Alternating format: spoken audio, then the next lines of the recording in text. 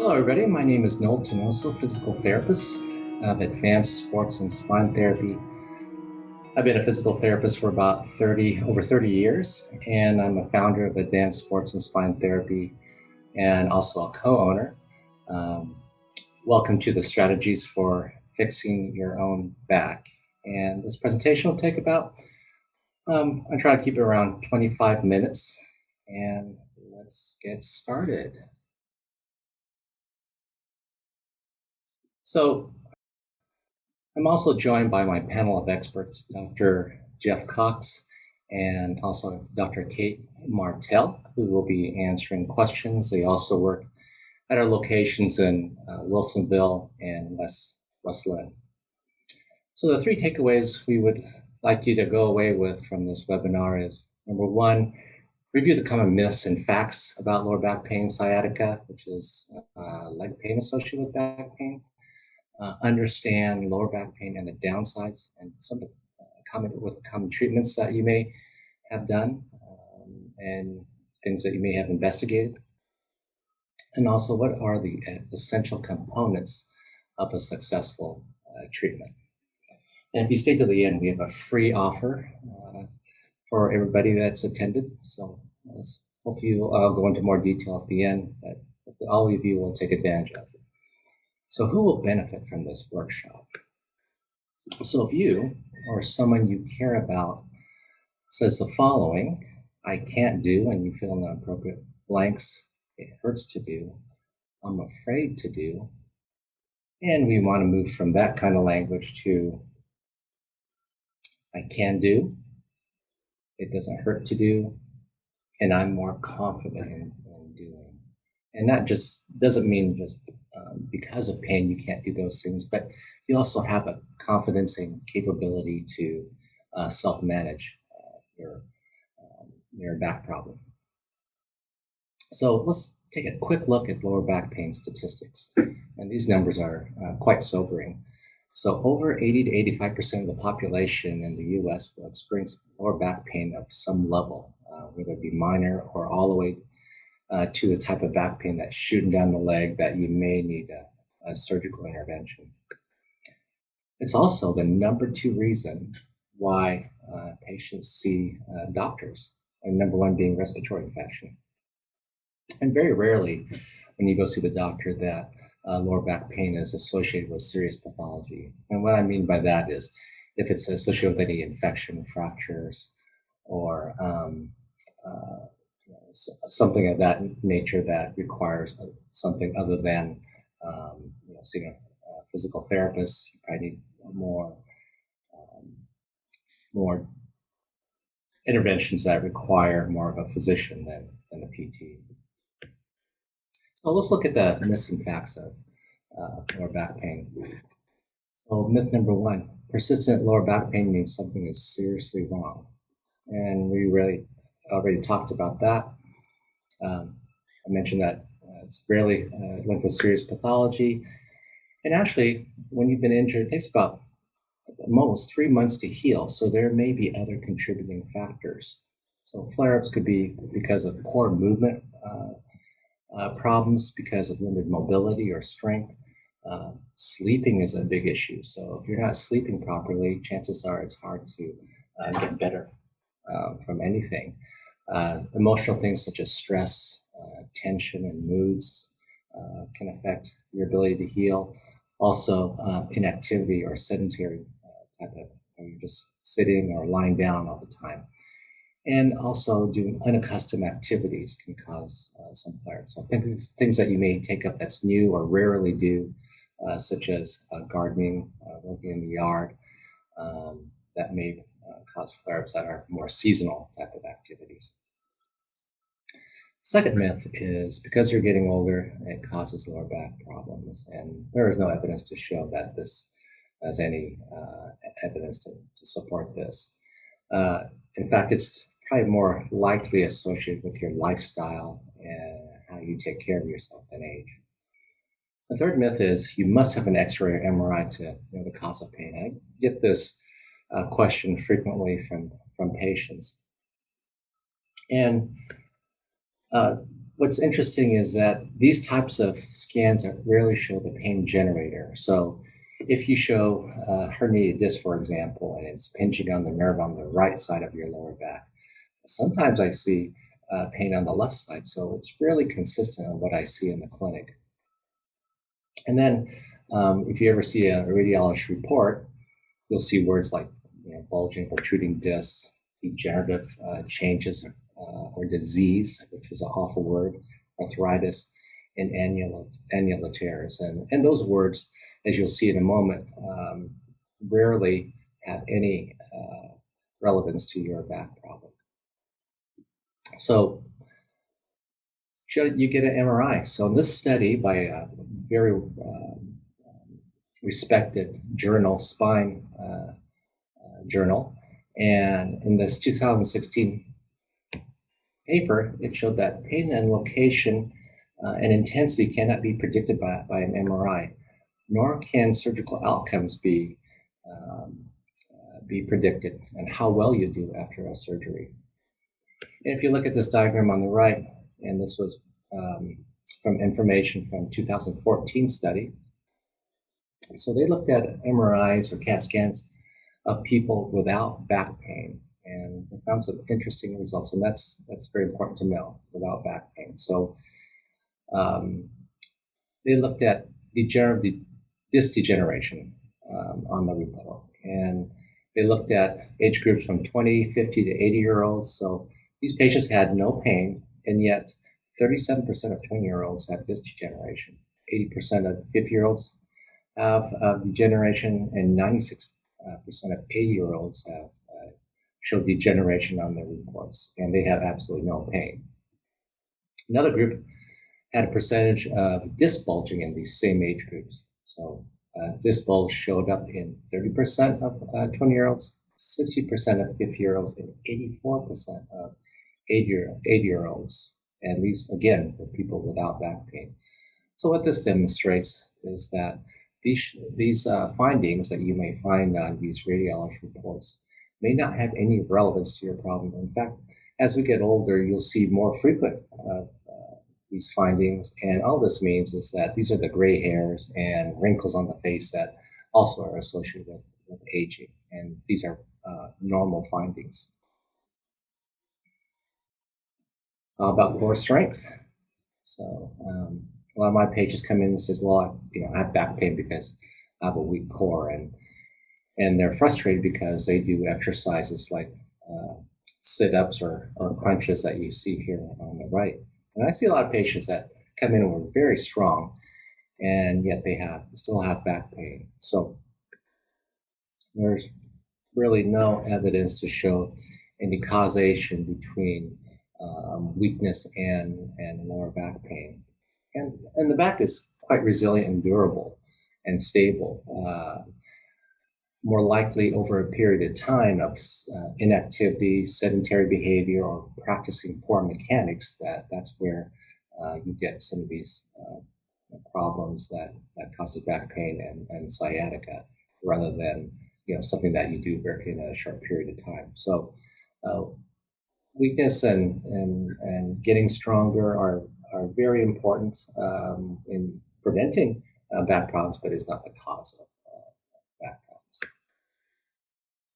And many of you have had spinal injections or possibly surgery, or have been taking or have taken strong medications.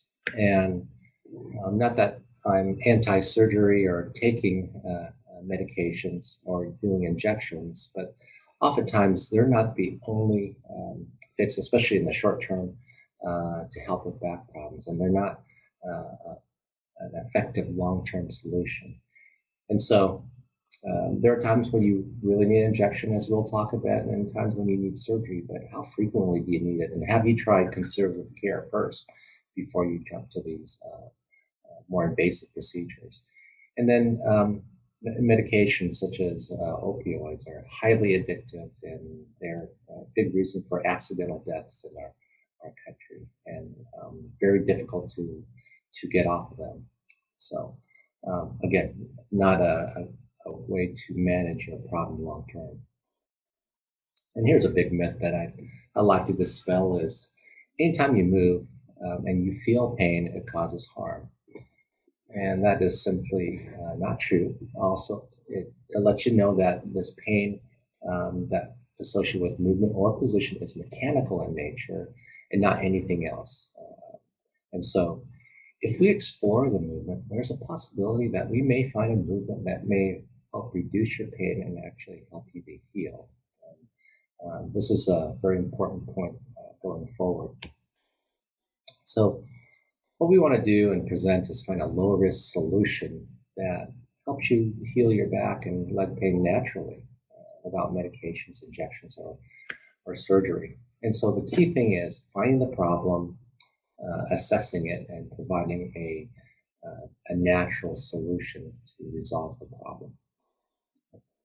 Now, what are some possibilities and sources of pain in your body that might be causing problems? So, if it's associated with movement and positioning, chances are it's mechanical and not something serious. And these structures here on the left, so the vertebra, here the disc, which is the cushioning between the vertebrae, the nerves that exit can be compressed or be tight, and the ligaments that hold things together can be a source of pain. And also muscles and tendons could also be a source of pain. So the problem is, trying to selectively find what exact structure that might be the source of pain. And we have all these clinical tests that we could do in the clinic, but all these structures have nerves, and so when we're stressing all these structures, it's really difficult to selectively isolate the structure that may be causing the pain. So we may be stressing all the structures and thinking that we're stressing just one, and so these findings may be misleading. So these findings are unreliable or inconsistent. So what are we supposed to do? So if our imaging, MRIs, X-rays are unreliable and our clinical tests are unreliable and trying to find the specific structure, what's some other possibilities? So if your pain is mechanical, maybe we should explore a movement solution to it and look at other things other than specific structures that may help us diagnose and lead us to a movement solution. So I practice, like I said, physical therapy over 30 years, and I've been exposed to a variety of ways to managing spinal problems. And for half of my career, I managed it very traditionally, like many of you had general physical therapy or traditional physical therapy, where they give you basically general exercises, and I felt always that the exercises were not that purposeful in helping you heal. And so I arrived at this treatment technique, or actually it was a diagnostic technique that led to therapy called mechanical diagnosis and therapy. And you might find it, if you've done any searching on the internet, called MDT, this is the acronym, or the McKinsey method. And what it's predicated on is a very thorough history and finding any patterns and mechanical or movement assessment. And that movement assessment drives our diagnosis. So not just a structural diagnosis like disc or nerve impingement, but an actual mechanical diagnosis. Is it moving correctly? Is it in a wrong position? Or is this pain associated with something else? And that will drive our treatment once we know what the mechanical diagnosis is, and lead us to better outcomes. So how is it different? So it explores movement and positions and how it affects the location of pain and the intensity of pain, and that's really important to know. So the clinical signs that we look for, if pain is, for example, down the leg and in the back, is called centralizing. And that will provide us with a movement prescription. So what is centralization? So if we look at this diagram here, and you see this body diagram here on the left, pain going down all the way down to the foot. And as we put them in through a movement exam, that pain will move and can move all the way up into the lower back and out of the leg. And we can see that up to three quarters of our patients that we see in the clinic can demonstrate this type of centralization, which is what we want to see. And it's a particular movement, not just a whole bunch of movements, but one particular movement called a movement preference, or directional preference in short, that will let us know if that pain can be affected. And if we know what that movement is through our movement exploration and assessment, then we know how to advise you how to exercise and move and manage this problem. So we do a lot of movement or repeated movements to help diagnose. So we want to see how repeated movements or positions affect where your pain symptoms are in terms of its location and intensity. And these specific movements can promote centralization. So for example, if we look at this diagram on the right and you did repeated movements like movement D, for example, then that would be the movement. If we see the pain come out of the leg into the back, that promotes centralization, that would be the exercise you would go home with. So there seems to be better evidence in the research and better outcomes with this type of assessment. So that leads us to, does it matter which exercise? And this study by Audrey Long in 2004 really exhibited how important and stressed how important it is to do a specific movement to help you heal. So this was a very large study of 312 patients. And of the patients they assessed, 3/4 of them exhibited directional preference. So one of these movements on the right seemed to help the pain centralize and eventually reduced or got rid of the pain altogether. So in the study, they took 75% of that 312, and of the ones that exhibited directional preference, so let's go back to that D exercise or movement, and they put them in three groups. So one group was a match group, so they stuck with that exercise. The second group, they went the other direction. So that on D is an extension movement. A on the diagram is going the opposite way, so bending forward to touch your toes. So they put groups of these patients into A, and then a third group they divided, and they just did general back exercise that you would see in a traditional physical therapy clinic. So they did one. The first group was matched, so they did the exercise that seemed to centralize their pain. They had a group that was opposite. Okay, my slides are moving on me. And then the third group was a general exercise. So here's what happened. So of the group that did the match exercise that promoted centralization, 94% of the problems resolved or improved, and 6% were no different. So that was a significant finding. The other groups, the one that went opposite or did general, either had no improvement or withdrew or worsened with the problem they did. So giving an exercise prescription as opposed to general led to 94% resolved or improved.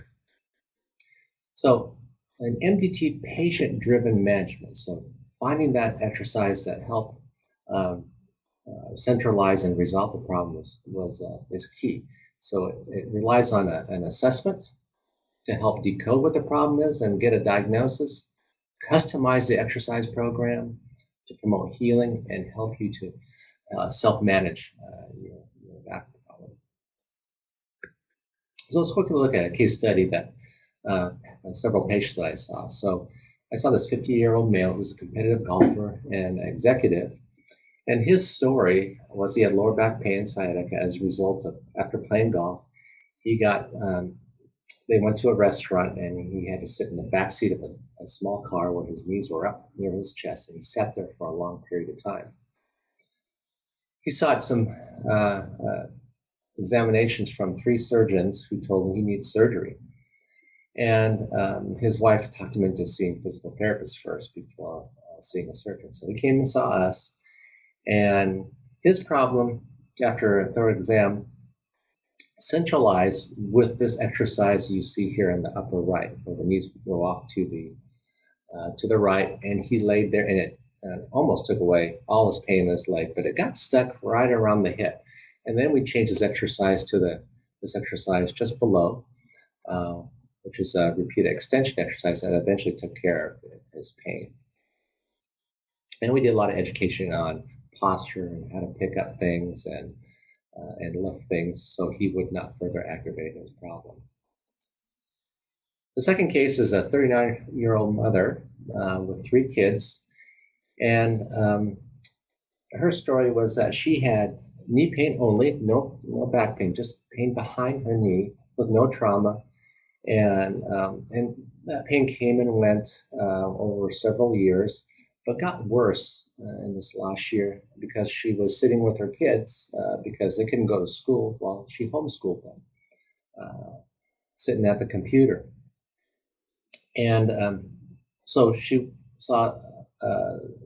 went to a surgeon, orthopedic surgeon, who looked at her knee, and they did a MRI that showed in her ligament ACL a defect in there, and they were talking about surgery for that knee. Well, her mother encouraged her to come in to see us and to get our opinion. And what we found is that her knee pain was actually related to her back. She had no back pain, just the knee pain. But when we did movement interventions, so we did a specific exercise that looked somewhat like the one on this right side, her left knee pain went away and she was able to walk better. And eventually her pain went away and she that totally resolved her pain. So she avoided surgery that potentially would have not done anything for her, but she would have had gone through the risk of surgery as a result of just looking at her pictures. So when do we add other exercises? So when things are centralized, all the way to the back or gone and stable. So no movements or positions will cause any pain down the leg or increase pain. And the patient is doing fairly well of doing their exercises correctly and safely, and they feel very confident about how they're healing. And then we got to make sure that they avoid all the bad habits of sitting poorly, sitting in bad positions for long periods of time, and also lifting and with poor body mechanics that can cause more pain. And then after that, then we start adding other exercises that are appropriate for their type of problem. So working very closely with a physical therapist and giving the appropriate exercise so we can start expanding their exercise and movement spectrum. So let's look at how physical therapists who practice MDT and how it can be effective with injections and surgery and how that can potentially compare. So when we looked at, in this research by Rasmussen in Denmark, looking at spinal surgery and MDT-trained clinicians, they looked at rates of surgery before MDT and after the implementation of MDT in the years 1991 to 2001. And what they found was pretty interesting. So they found a 50% reduction in rates of surgery after MDT with spinal fusion and 67% reduction in disc surgeries. So significant reduction when MDT was added to to people who were potential candidates for surgery and probably would have had surgery.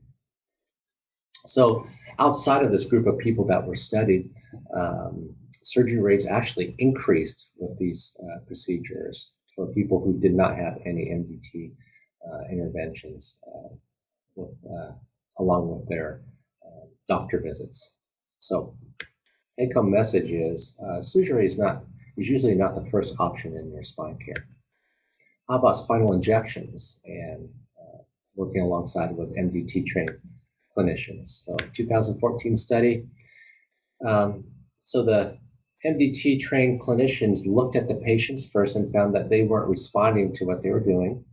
So they were given injections by a physician. And here's what they found. 16% totally resolved of their problem. Almost 50% had less pain, and then they went back to the physical therapist, and the physical therapists were that much more effective. So, in theory, getting rid of the inflammation, which is now mechanical, and was able to expose or reveal the mechanical problem. And then 16% had less pain, but still did not respond to mechanical interventions. So the take-home message here is, if the patient isn't responding to what we're doing, it could be very diagnostic. So getting you to the professionals that can have some effect on your problem. So in this case, if it were inflammation, that's not mechanical. And second is that MDT and injections, as a result of almost 50% less pain with injection and MDT, can work very well together. So what does successful treatment look like? So it should be individualized. So each person should be looked at very separately, and everybody has a unique finding. And we'll also look at a whole body and holistic perspective. So that one case study where a patient had only knee pain, the surgeon's training is always to look at the source or the location of pain and not look at anything else. So looking at how the whole body works together. Education is very, very important, how to self-manage and also empowering for the patient. One-on-one care is very important, so not seeing a whole bunch of other professionals, and also be focused on movement and exercise. So having heard all of that in this presentation, you probably only remember about 10 to 20% of the information that was present, because this is just general ideas and information that we feel is important when we treat our patients. We just don't know what kind of problem that you present with. And because everybody's unique, we can't just give you the same exercise for everybody else. Because a lot of times we'll get these calls or requests that I have back pain. Can you give me some exercise? Well, we need to know what the problem is first before we give you any type of exercise intervention. It's like somebody had an infection and just gave you some random antibiotic. How do we know it's not a virus? How do we know it's not a particular type of bacteria that doesn't respond to that particular bacteria? So we need to know exactly what type of problem is presented, so we give you a very specific movement intervention. So if you're here to the end, we're offering free consultations to not just you, but your family and friends that you know of that may be suffering these kinds of problems and come to some dead ends and finding solutions. So you can contact my email here, noel@advancedsportsandspine.com, or this phone number. I'll leave that up there for a moment so you can write that down. And the consultation will look like this. It'll be at least 30 minutes or more, one-on-one, or we could also do an online therapy session with a physical therapist. And then you could share with us your unique story and what some of the things you've been going through and what kind of dead ends that you've encountered. We could share, based on what we see, what a plan of care would look like. So if you became a patient, how many visits would this take? What would the treatment look like? And how successful we could potentially become. So hopefully it gives you a path and a plan proposal for you to decide whether or not you want to go through with it. So just a quick recap of what we talked about. We did some myth busting. We shared to you what we feel is important in mechanical diagnosis and therapy. So an assessment leading to a movement prescription and given an individualized solution. So you've heard me say story in the examples, and this is exactly what we look at a patient journey as a story, is that in every story that you see, or a lot of stories, is that there's a hero, a villain, and a guide in a story. And the success or failure of that story depends upon whether that guide can be of some help to the hero in the story. And that hero isn't us. that hero is you. And taking you from that can't language that we heard, what I talked about in the very beginning, and get you to can. So getting you comfortable, capable, and confident, and return to you what's important to you in your life. And as a guide, we walk alongside you and just uncovering some of the obstacles and barriers, reassuring you about the fears, things that you might be avoiding, and hopefully getting you over the hopelessness that you feel that there's nothing that you've tried that has been helpful, and therefore I'm just stuck with this for the rest of my life. So this story actually is about you. So shoot me any questions on the email if you have any. Again, here's the information if you want to take advantage of this free consultation.